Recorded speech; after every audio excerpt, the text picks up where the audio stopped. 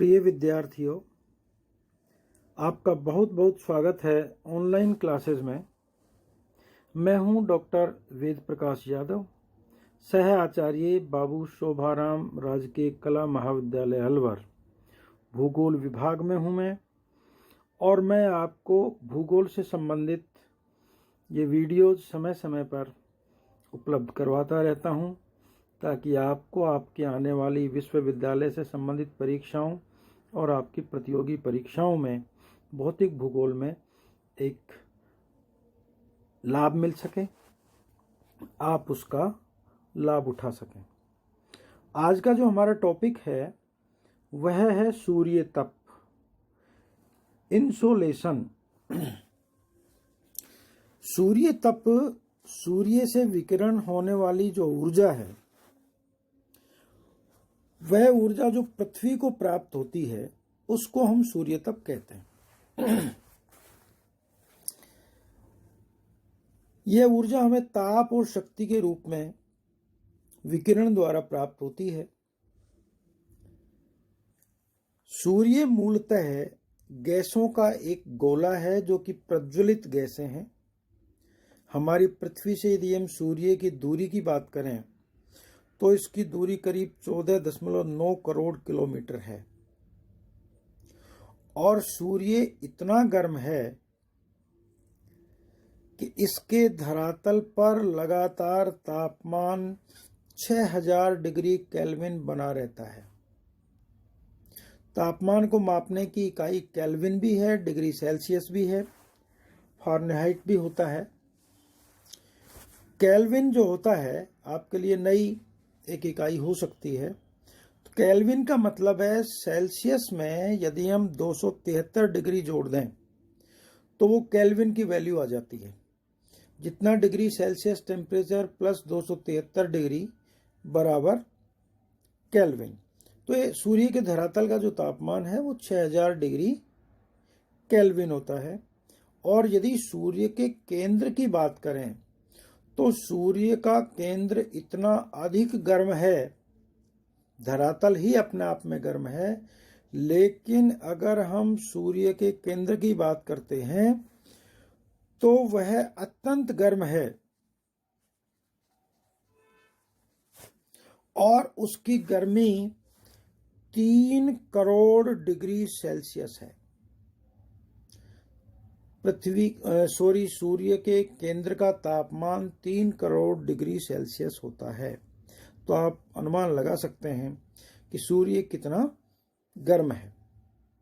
सूर्य की दूरी चूंकि हमसे बहुत अधिक है, इस कारण से हम सूर्य के तापमान का एक बहुत ही सूक्ष्म अंश प्राप्त करते हैं, लेकिन वह सूक्ष्म अंश हमारे लिए अत्यधिक उपयोगी है।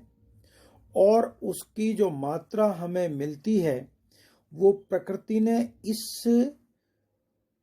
तरीके से व्यवस्थित बैलेंस की है कि उससे बहुत थोड़ा सा भी अधिक और थोड़ी सी कम मात्रा यदि हो जाए तो वो इस पृथ्वी पर जीव जगत के लिए बहुत ही हानिकारक हो सकती है।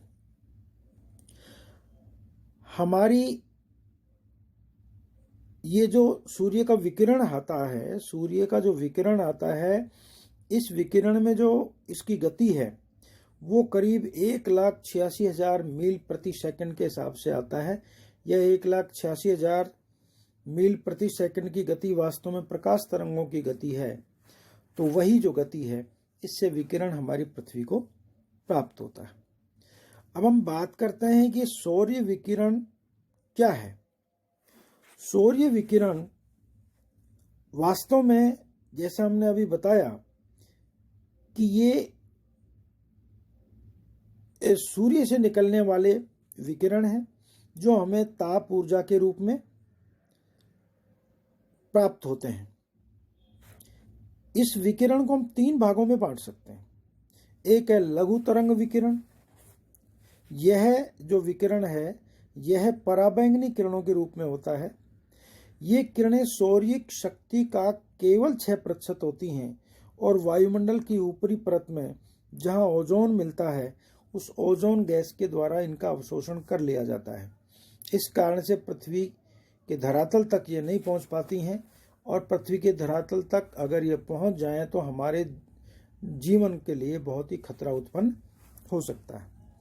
दूसरा मध्यम तरंग विकिरण है, मीडियम वेव रेडिएशन है, जो कुल सौर्यिक शक्ति का 52% होता है, और ये प्रकाश की तरंगें हैं। इनसे वायुमंडल गर्म नहीं होता है,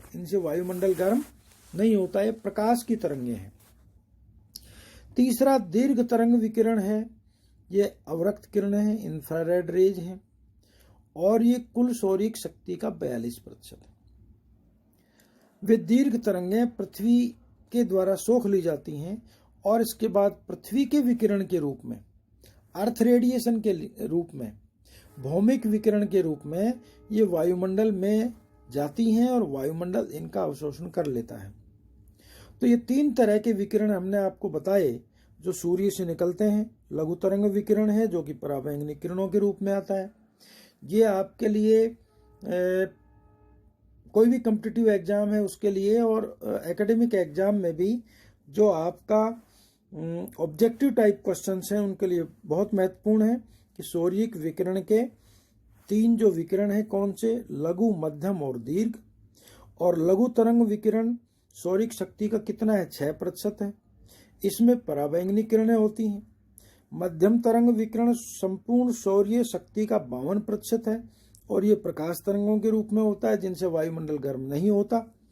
और तीसरा दीर्घ तरंग है, जो अवरक्त किरणों के रूप में, अल्फा रेड रेज के रूप में होता है, जो कुल सौर्यिक शक्ति का 42% होता है, और इसके द्वारा वायुमंडल, हमारा धरातल गर्म होता है, और धरातल से वायुमंडल में भी जाती है भौमिक विकिरण के रूप में, उससे वायुमंडल गर्म होता है। तो ये हमारा इन तीनों जो सौर्यिक विकिरण हैं उसके बारे में सामान्य जानकारियां थी। अब हम बात करते हैं कि ये जो सूर्य तप है इसको प्रभावित करने वाले कारक कौन कौन से हैं। इसको अनेक कारक प्रभावित करते हैं। इन कारकों को यदि हम क्रमवार चर्चा करें तो देखिए, सबसे पहले हम बात करेंगे कि विकिरण की जो तीक्ष्णता है वो बहुत महत्वपूर्ण होती है। वो सूर्य तप को बहुत प्रभावित करती है। धरातल पर सूर्य की जो किरणें आती हैं उनका कोण कैसा है, उनका झुकाव क्या है, ये महत्वपूर्ण है। और ये झुकाव अक्षांश पर निर्भर करता है, अक्षांशीय स्थिति पर निर्भर करता है। हमारे जो भूमध्य रेखा के आसपास के क्षेत्र हैं वहां पर ये लगभग सीधी किरणें होती हैं, और जो भूमध्य रेखा से हम ध्रुवों की ओर जाते हैं तो इनका झुकाव बढ़ता जाता है, और इस कारण से, झुकाव बढ़ने के कारण से इनकी तीक्ष्णता में कमी आती जाती है। इसी प्रकार से ऋतु परिवर्तन के साथ साथ भी इनमें बदलाव आता है, और दिन की अवधि के समय भी बदलाव आता है। दोपहर के वक्त 12 बजे के समय, अगर किसी स्थान के स्थानीय समय को हम ले लें तो 12 बजे वहां सूर्य की किरणें सीधी होती हैं, और उसके पहले और बाद में उनका तिरछापन बढ़ जाता है। तो जितनी सूर्य की किरणें सीधी किसी स्थान पर होंगी, हमें सूर्य तप उतना ही अधिक प्राप्त होगा। जितनी सूर्य की किरणें तिरछी होंगी उतना ही सूर्य तप कम प्राप्त होगा, क्योंकि जो तिरछी किरणें हैं उनके द्वारा अधिक स्थान ग्रहण किया, एक तो धारण किया जाता है, और दूसरा सूर्य की जो तिरछी किरणें हैं वो वायुमंडल के एक लंबे भाग को पार करके आती हैं। इन दोनों ही कारणों से जो सूर्य की तिरछी किरणें हैं उनके द्वारा सूर्य तप की धरातल को कम प्राप्ति होती है, और जो लंबवत किरणें हैं उनके द्वारा अधिक प्राप्ति होती है।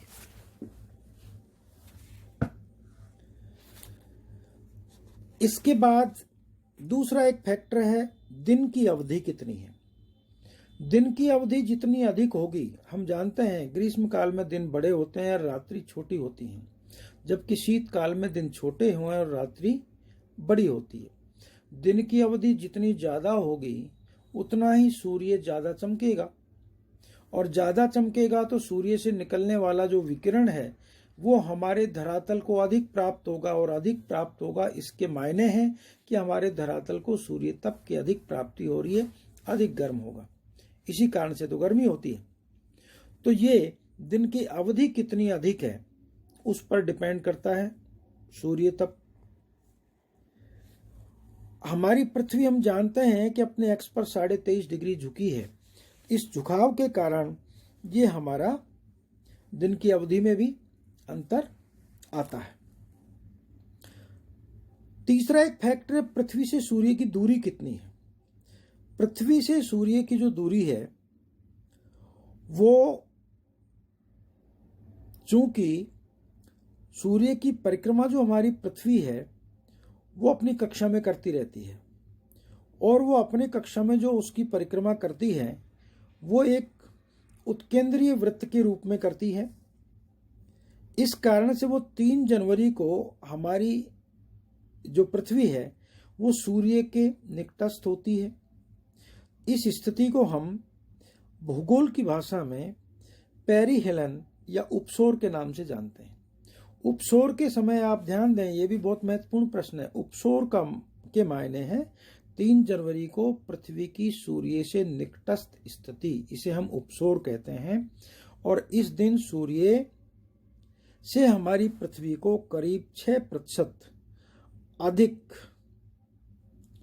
सूर्य तप प्राप्त होता है। दूसरी स्थिति हमारी होती है जब सूर्य हमारा पृथ्वी से दूर होता है, अधिकतम दूरी पर होता है। यह अधिकतम दूरी है 4 जुलाई को होती है। ये लगभग 9.45 करोड़ मील होता है, और उपसौर की स्थिति में 9.13 करोड़ मील होता है। 4 जुलाई की जो सबसे दूरी वाली स्थिति होती है, पृथ्वी और सूर्य के बीच में अधिकतम दूरी है, उसको हम अपसौर के नाम से जानते हैं। तो अपसौर की स्थिति में सूर्य अधिक दूरी पर होता है।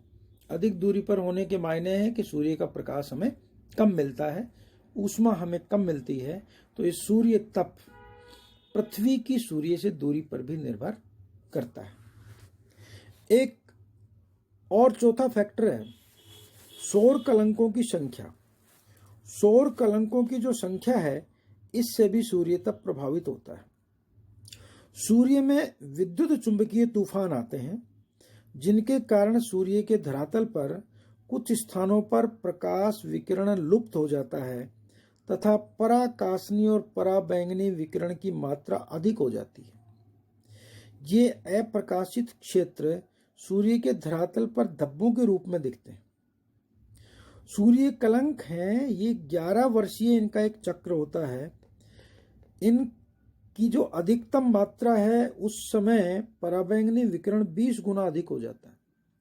सूर्य कलंक जितने अधिक होंगे उतने ही पराबैंगनी विकिरण अधिक हो जाएगा, 20 गुना हो जाता है अधिकतम मात्रा होने पर, और जिससे पृथ्वी पर सूर्य तप में 2% की वृद्धि हो जाती है।